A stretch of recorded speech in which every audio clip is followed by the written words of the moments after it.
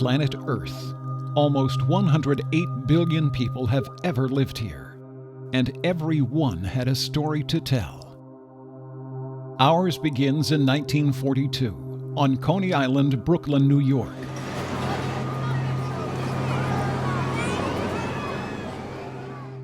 Takes us to Parris Island, South Carolina. On the record hard. To Guam and the bloody beaches of Iwo Jima.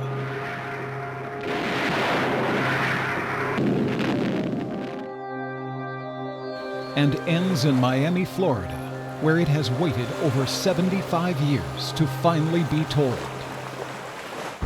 Taken from 500-plus letters, Kisses for Ellen is the story of Herman Jaime Silverman, one of millions of young Americans who heard their country's call to arms as war raged in Europe and in the Pacific. While Jews represented only about 3% of the population at the time, 550,000, more than 4% of them, proudly served their country. Letters to and from Jaime and his family range from humorous to tragic, and every emotion in between. We'll also take side trips to visit what was happening on the home front during those war years, like the Detroit riots. And who is this Ellen? A 9-month-old bundle of love and energy, Jaime's niece, whose spirit single-handedly kept him focused and alive during even the most horrendous battles. Almost every letter Jaime wrote included a kiss for Ellen. Here now is a taste of the first 2 episodes and the complete Iwo Jima chapter of Kisses for Ellen.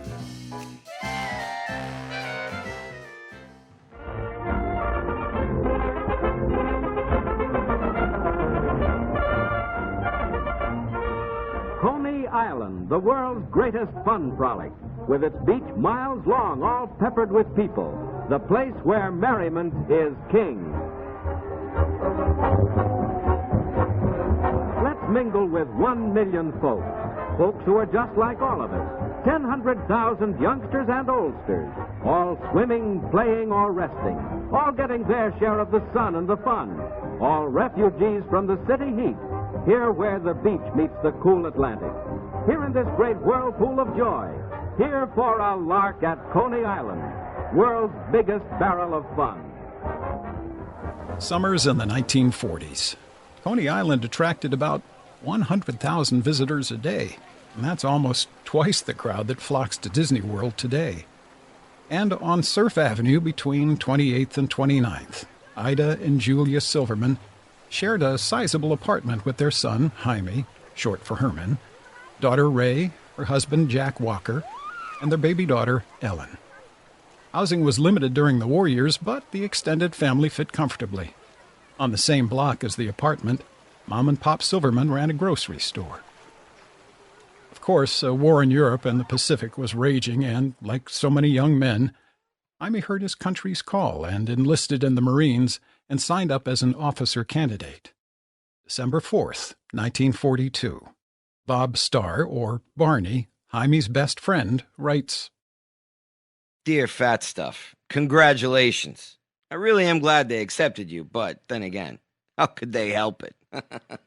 For as long as you have to enter the service, you might as well make the best of it. But don't forget, there's a long, hard road ahead of you, so don't count your chickens just yet. If it'll help any, I want you to know I'll be rooting for you every minute. I will be mighty proud to salute you. Boy, the Marines really took on a job when they took you on. Lieutenant Herman S. Silverman, United States Marines. Sounds swell. Right soon, Barney. 5 days later, Barney gets the news that Jaime will be off to Parris Island. His greeting is a bit more formal. Lieutenant H. Silverman, dear sir, I really am sorry to hear that they're taking you so soon, but I guess there's nothing we can do about it. Oh well. Now that you're in the service, we can expect the war to be over soon. Hey, I'm going to be in town this Saturday. Try and meet me in front of the USO at Penn Station at 9:30. And if possible, bring a couple of babes along. Barney. There's no record of whether or not that happened. Memorandum for reservists. Bring your original orders and 7 copies to Paris Island with you. Perform the travel in accordance with your itinerary. Do not start early. Do not arrive later than scheduled. Do not bring extra civilian clothing to Paris Island. You will not be allowed to wear civilian clothing. Bring toilet articles, razor, brush, toothbrush. May 6, 1943. My dear, darling, lovely, and gorgeous, and most delightful niece, baby Ellen. Today is Sunday. Another day closer to victory. I wish you would send to Paris Island that detective who closes the store every Sunday. Perhaps he could force my sergeant to give us Sunday off. Please tell your mother, my sister, that the post exchange down here is exceedingly anemic in stock, and therefore I cannot obtain the pillowcase she requested. I just realized it. Today is my first anniversary in the United States Marine Corps.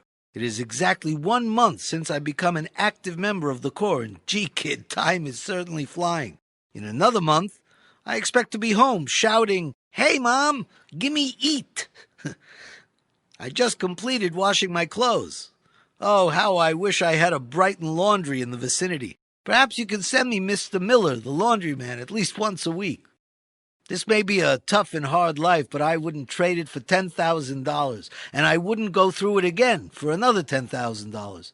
I'm asking for an extension of boot training, like HELL.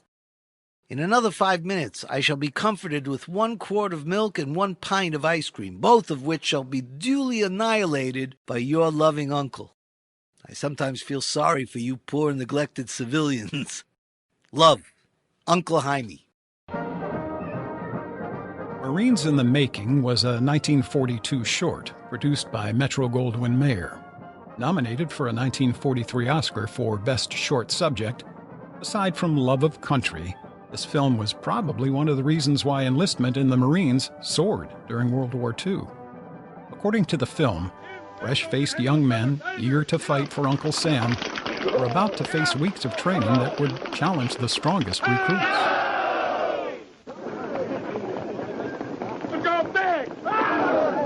On the rocket horse,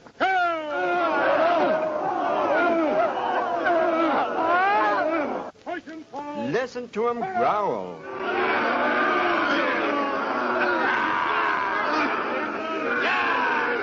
Getting tough? Well, they ain't exactly pushovers, brother. But in that May of 43, Jaime's letters reflected a somewhat less aggressive training regimen.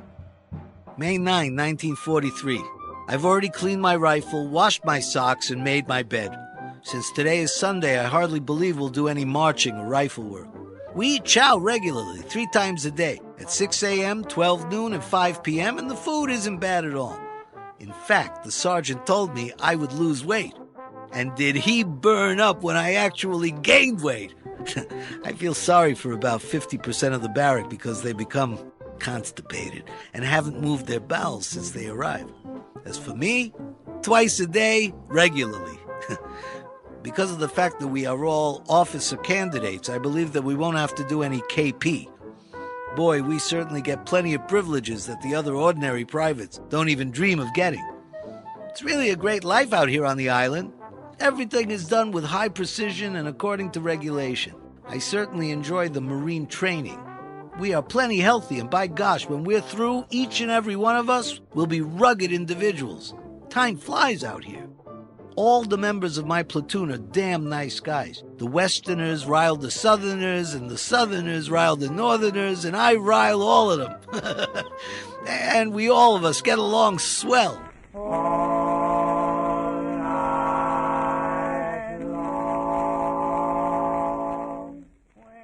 At the moment, some of them are harmonizing and doing a good job of it. There are 4 Jewish boys in my platoon, but it doesn't make a difference because religious difficulties never come up.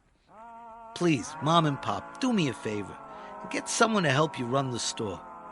The only thing that plagues my mind is the thought that you're working too hard. It doesn't pay. So please, find someone to make things easier for you. Kiss Ellen for me. Jaime. Race riots in Detroit leave 35 Americans dead.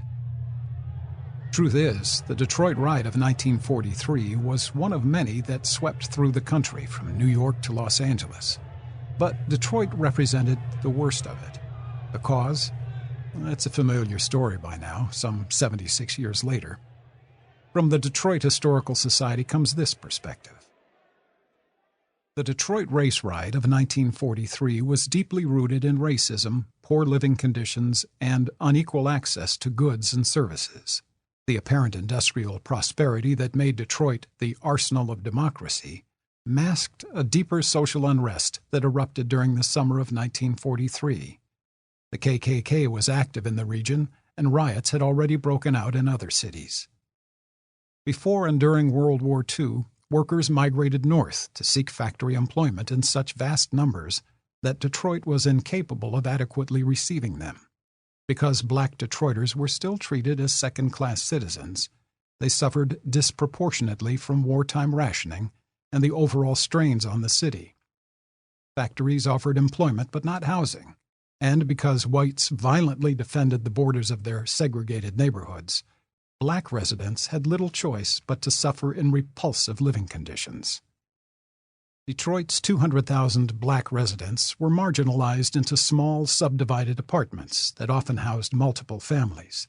They were crammed into 60 square blocks on the city's east side, an area ironically known as Paradise Valley. Because there was simply no space left to expand upon already existing African American neighborhoods, the city attempted to construct a black housing project in what was otherwise a white neighborhood. A mob of more than 1,000 whites, some of whom were armed, lit a cross on fire and angrily picketed the arrival of their African American neighbors. Black workers faced virulent racism on the job as well. In June of 1943, white workers halted production to protest the promotion of their African American co-workers. Other factories faced habitual slowdowns by bigoted whites who refused to work alongside African Americans. Humiliation and resentment on each side spilled over into all facets of Detroiters' wartime struggle, and by the early 1940s, racially motivated street fights were common.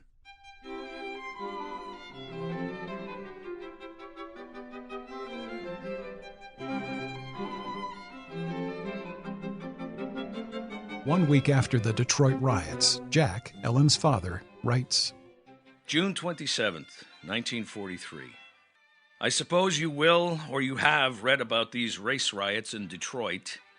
Whatever the actual cause, these riots halt production of valuable war implements 100-fold more times than the biggest strikes.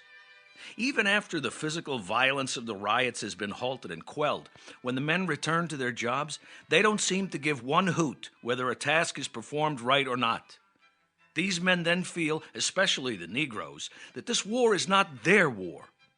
Badly needed production often spells disaster for some army waiting for supplies in some part of the globe when it's slowed down to a dangerous degree.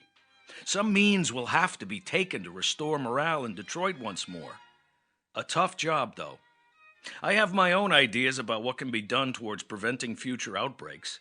Simply to take the parties in Detroit that have been fomenting dissension for years and heave them in the clink.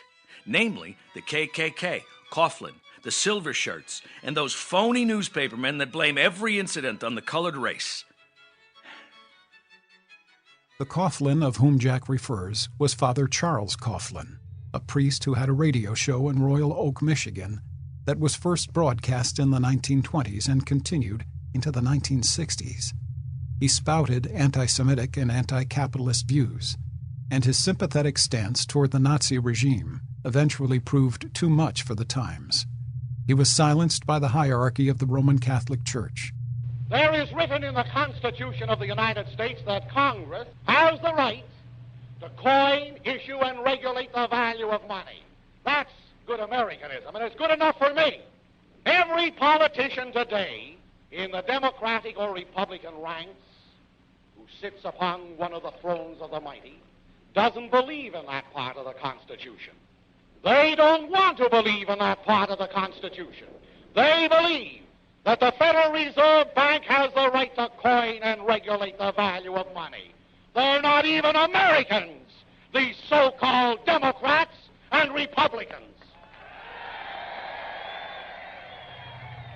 The Silver Shirts was another white supremacist anti-Semitic group that was fashioned after Hitler's brown shirts.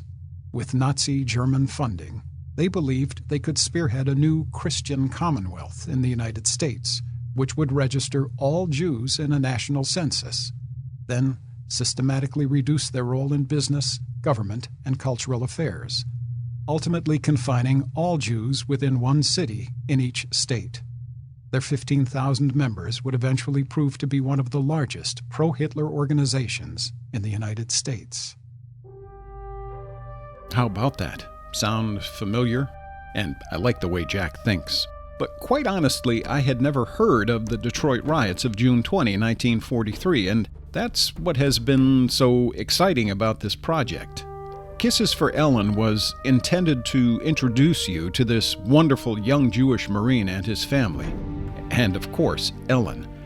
But as we learn more about them, we take little side trips in history and discover places, events, and people we might have forgotten or never even heard about. For instance, I personally learned that during my career in broadcasting, I actually crossed paths with a close ancestor of Father Coughlin. So now, and I have tossed and turned about this, but I want to present the Iwo Jima episode of Kisses for Ellen. Oh, there's plenty between where we left off in Jaime's training and the sands of Iwo Jima.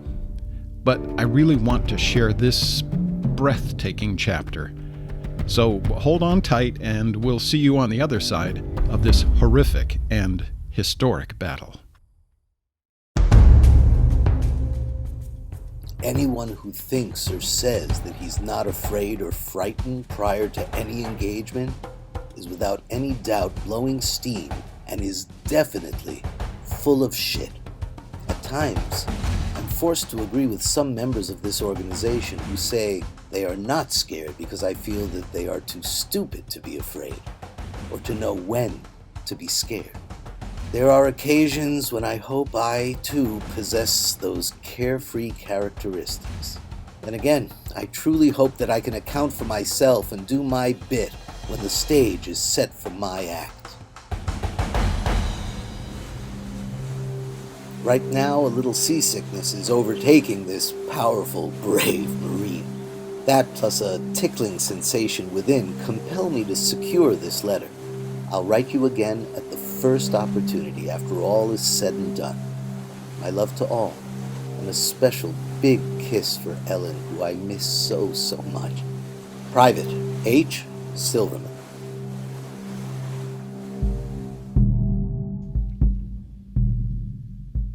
About 750 miles off the coast of Japan, due south of Tokyo, lies the island of Iwo Jima. The bloodiest fighting of World War II was about to begin, and Jaime was on his way along with approximately 70,000 Marines. 1/10 of them, 7,000 souls, would never return home. We join the Battle of Iwo Jima with Jaime on Kisses for Ellen. On June 15, 1944, prior to the landing of the Marines, Army Air Forces and the Navy pounded the island. The bombardment continued until February 19, 1945. Unfortunately for the Marines, about 21,000 Japanese soldiers had holed up in some 11 miles of tunnels and rooms underground, located on the slopes of Mount Suribachi. The steady shelling had little effect. The day before, day one of the Battle of Iwo Jima, February 18, this letter from Jaime. Dear Jack, I'm not sure as to when you'll receive this letter. In fact, I am doubtful as to whether you'll receive it at all. However, should all go well, by the time you do get a hold of this, the news will probably be comparatively ancient.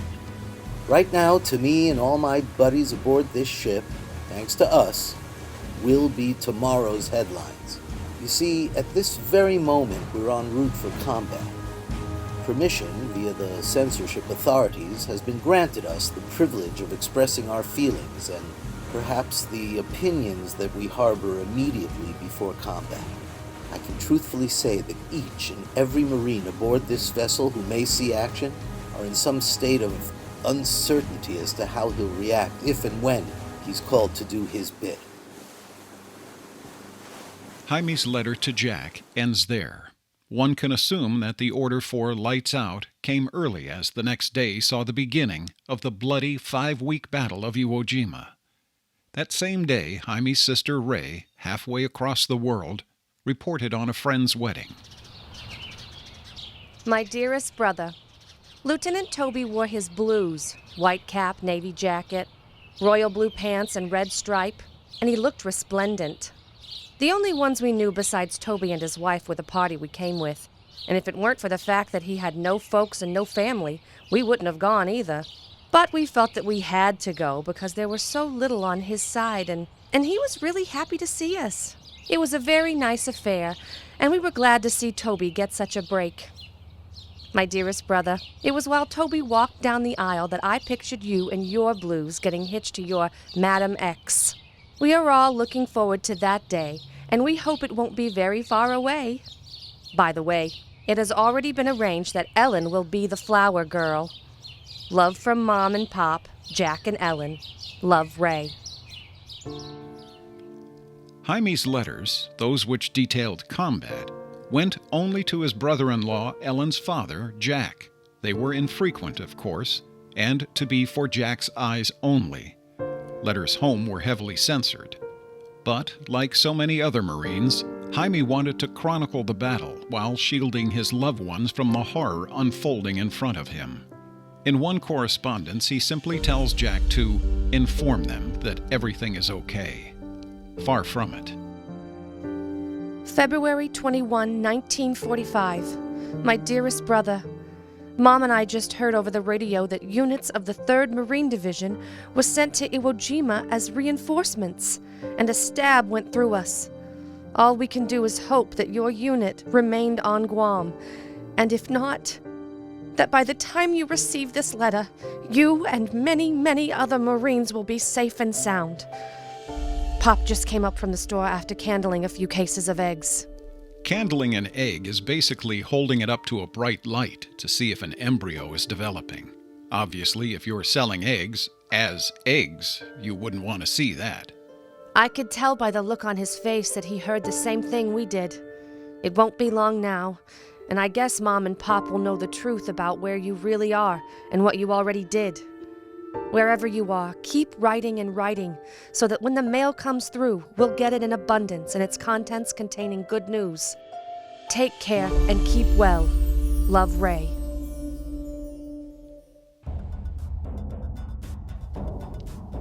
Jaime, of course, was not left behind on Guam.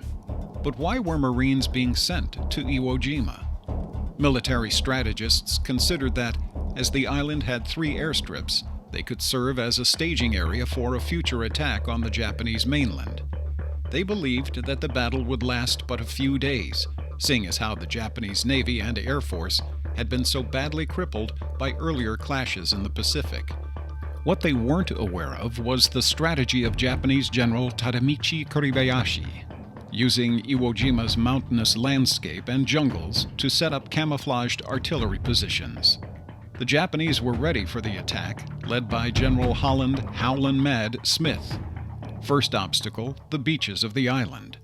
They consisted of steep dunes of soft gray volcanic ash, which made it nearly impossible for vehicles to advance.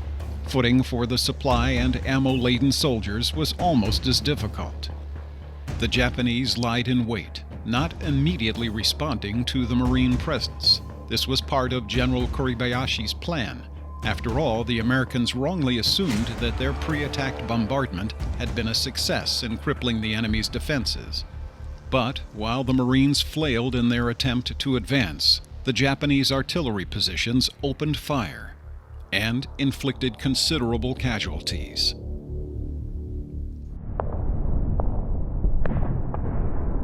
February 25th, 1945. Dearest Jack, Hiya! I'm still okay, still in the pink, and still shitting in my pants. You see, this letter is now being written approximately 1,000 yards away from the front lines during the battle for the possession of Iwo Jima. Every now and then a mortar shell finds its way close to my boudoir, too darn close. As a result, we can't move without our steeled helmets. My boudoir consists of a shell hole with a poncho for cover and protection against cold nights, with rain as a dessert. As a matter of fact, it's beginning to rain now, as per usual. Most of yesterday I spent on the front lines from the break of dawn to the late afternoon, when we were finally relieved. No need to tell you that the day seemed like a year. There were times when I actually thought the ye old scribe was en route to the St. Peter Express. Jack, this is definitely the worst campaign ever experienced by the Marines. The things I personally witnessed and experienced have a tendency to bring a lump in my throat and a chill down my spine. It is terrible, and at times so heartbreaking that I feel like crying. And then again, at times we get that characteristic barbarous nip feeling and become just as cruel and heartless and do and see things done with no feelings or thoughts of mercy. Jack, to write about this campaign would require a book worth of paper and inhuman patience, both of which I lack. The shells are whistling over again, and thank God they're on our side. I expect to be back on the lines tomorrow. Tough shit. I predict 2 more days of fierce fighting and then smooth sailing.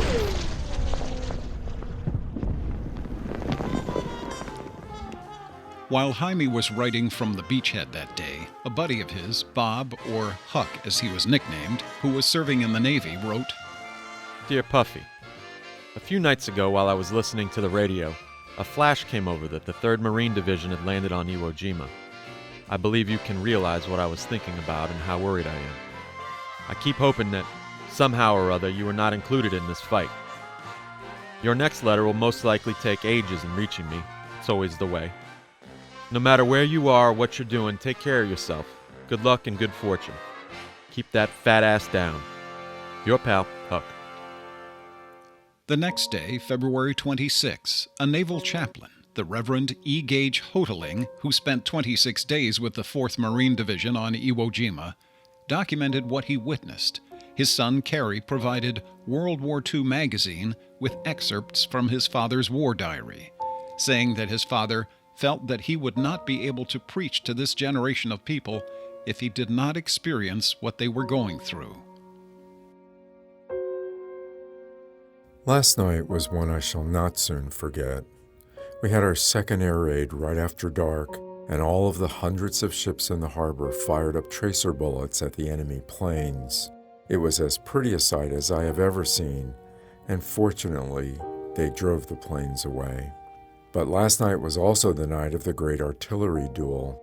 All of our artillery was scattered along the beach, and the Japs shelled our beach all night, so that all the shells passed over our heads, going first one way and then the other. It was a steady performance all night.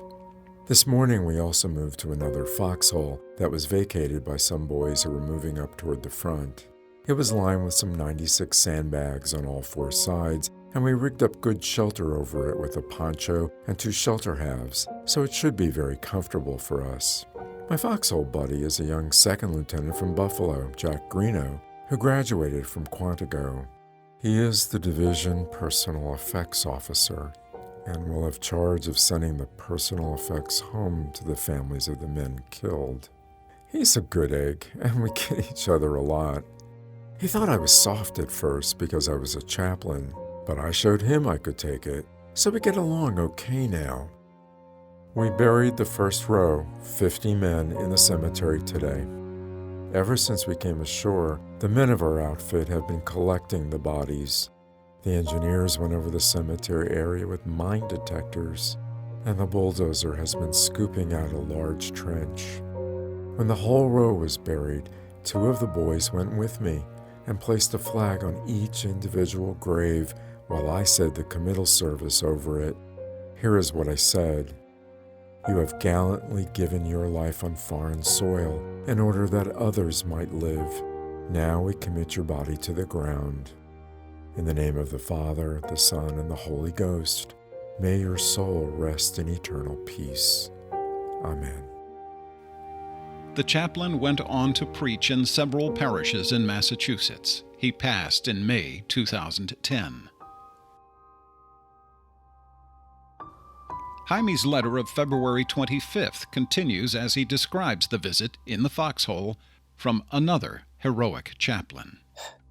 Most of today I spent with Leon Schnitzer, the chaplain whose stationery I'm using. Tomorrow, should all go well, I'll ask the chaplain to write you. He can write a better letter, and besides, he has a typewriter. He's a swell guy, and only the laundry will tell how scared he is, to quote Schnitzer. Lem tells me he kept him awake all night shaking, and not because of the cold temp. Incidentally, I was shaking just as much, for both reasons.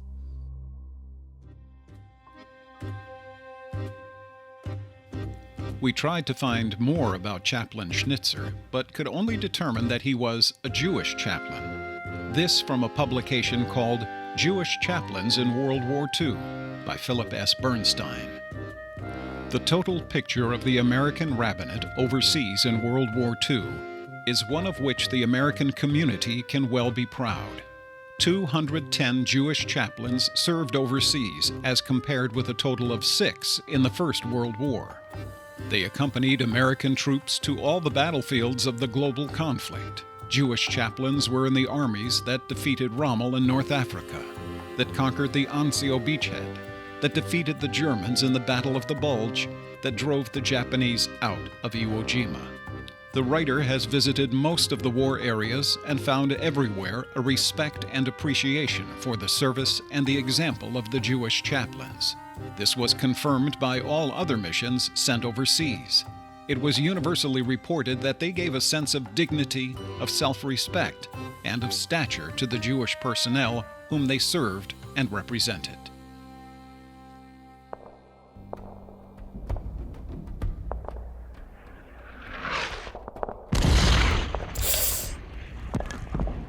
Boys are beginning to smell like ripe potatoes and overripe eggs.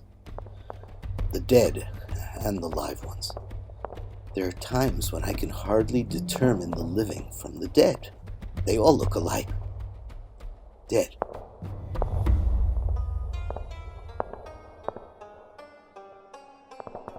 From the look of things, I won't be able to write you again until this party is secure. My theme song. Uncle Sam, please take me back to Guam. So long. For a while, I hope. My love to all, and Ellen too, and a big hug. Private Herman Silverman. Mr. Sam, my dear Uncle Sam, thanks for coming back to Guam. Green made the landing for July 21. People were happy right here in Guam. Oh, Mr. Sam, my dear Uncle Sam, thanks for coming back to Guam. The army came in. From his position on the beach 2 days later, Jaime, true to his promise, wrote to his family. A stunning letter considering his real situation. February 27, 1945. Hello, folks. How are my 5-star generals? I'll bet my mail hasn't come for the past 2 weeks. What happened is that after completing approximately 4 letters in the past 10 days, the censors gave them all back to me because they felt that I was revealing too much. Much too much. And therefore, my mail to you is undoubtedly delayed. Life and conditions out here are what they are expected to be. Of course, there is room for improvement. Chow is up to par, and I'm in the pink. If I could be certain that everything at home is ship-shape, then this stranger would be perfectly happy and content. I won't risk saying too much, so I'll secure until my next letter. Love and kisses to all, especially Ellen. Private H. Silverman.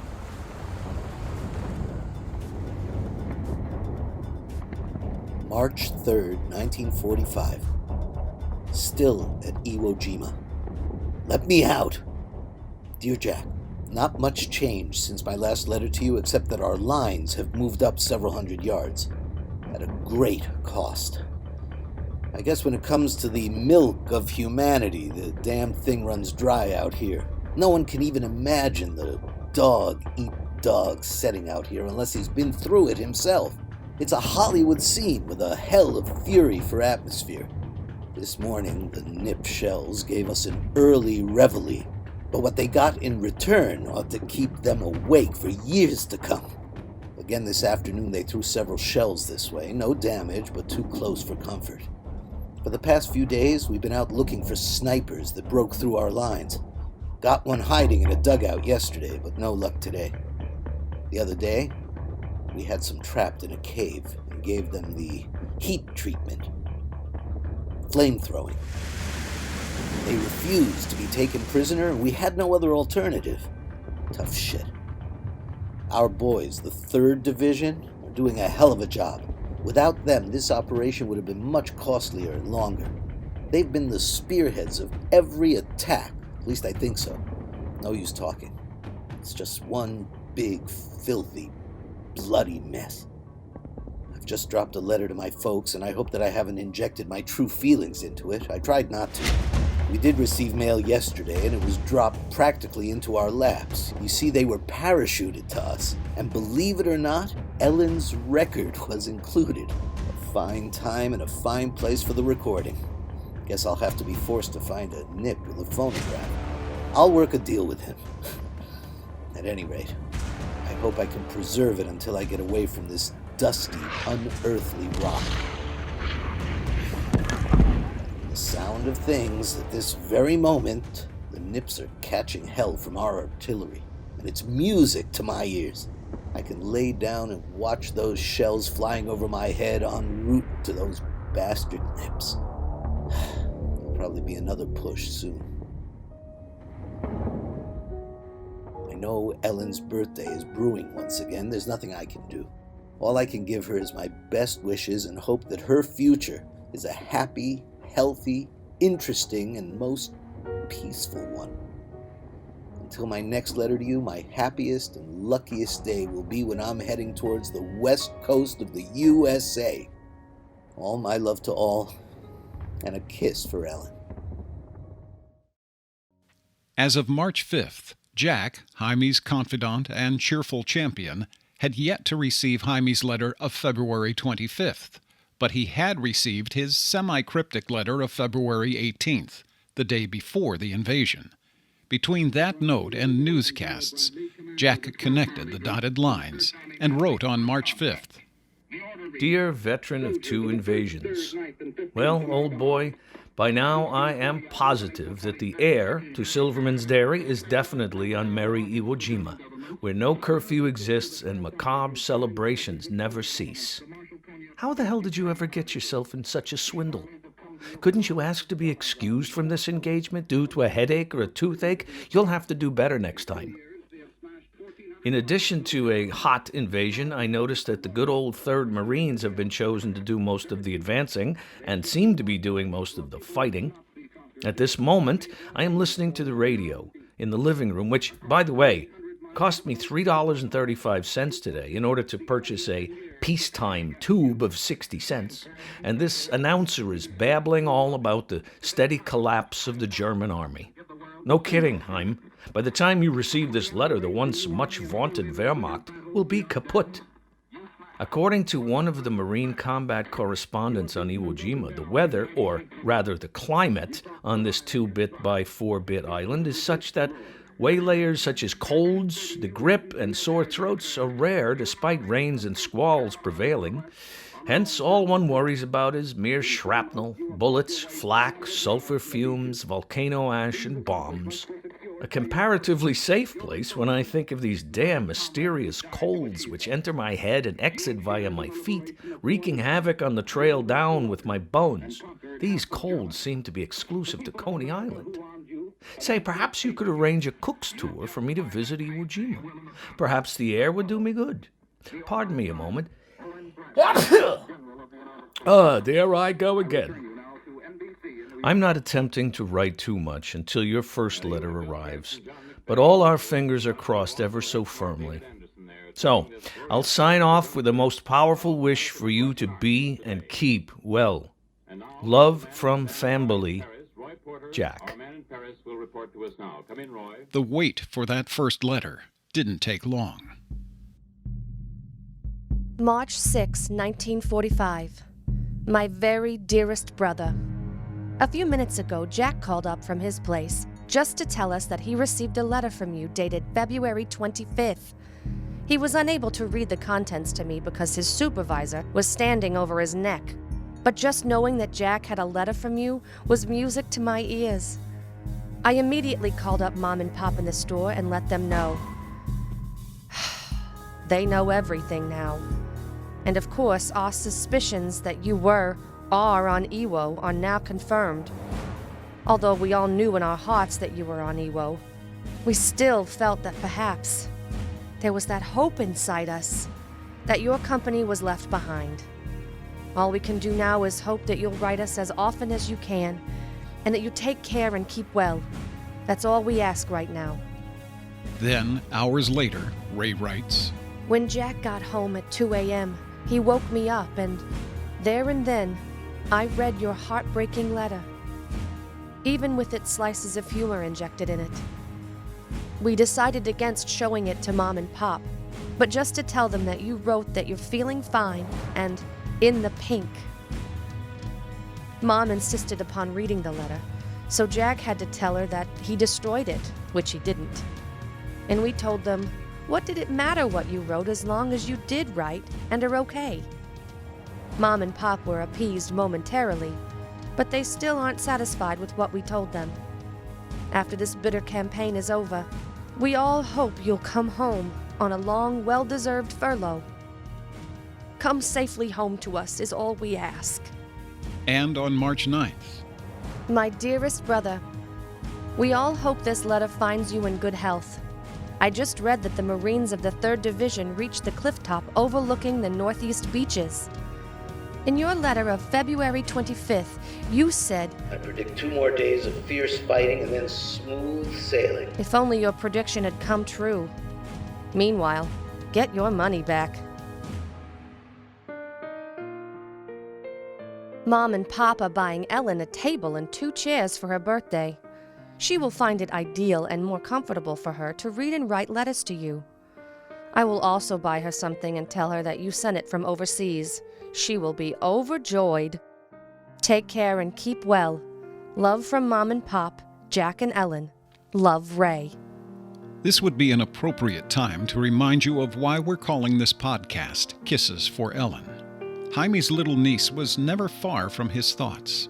If we were to talk to Ellen today, and we will in a future episode, she'd reinforce that very special bond they shared, and how, although she didn't know it at the time, she gave him the strength and stamina to survive. It would take your breath away, as it did mine, to see the photograph that Jaime carried in his breast pocket during those horrendous weeks.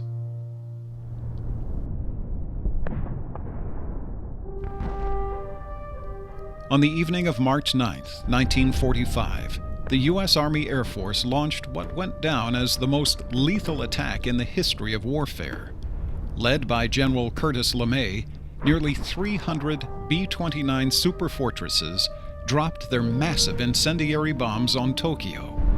In what the Japanese call Night of the Black Snow, some 100,000 civilians were killed, and upwards of 1 million left homeless.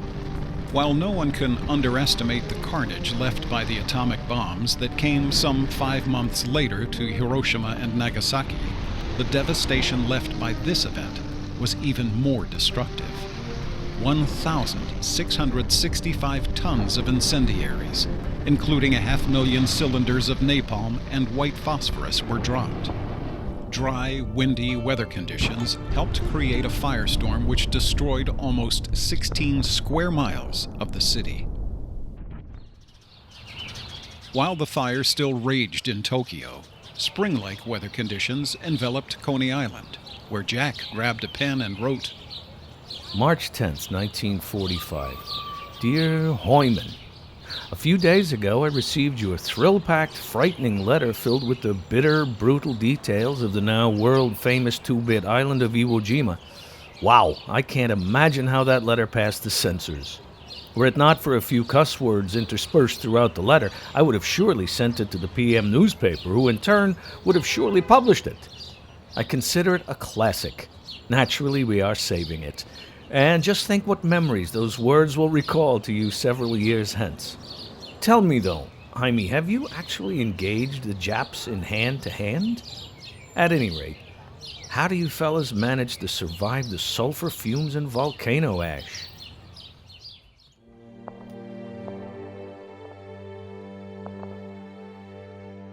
March 15, 1945. Still on Iwo Bastard Jima. Hi, Jack.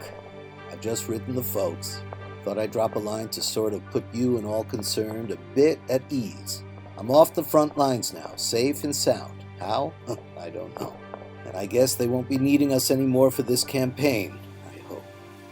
There is still fighting going on the northern tip, but that's the 5th Division's worry and not ours. We did what we were supposed to do, and more, at a very great price. It hurts me to talk about it, even to think of it. Just chalk it up as an inhuman experience for mankind. I'd even call it inhuman and barbaric for the animal kingdom. Don't know how much longer they intend keeping us here. The sooner we get off, the better. I'll keep you posted. How's about more personal letters from you? I derive great kicks out of them. My best wishes for your daughter's birthday. Private H. Silverman. March 19, 1945. My choice family. Last night at approximately 9 p.m., news came from out of nowhere saying that the Nazis have finally collapsed and asked for peace. The war with Germany was over.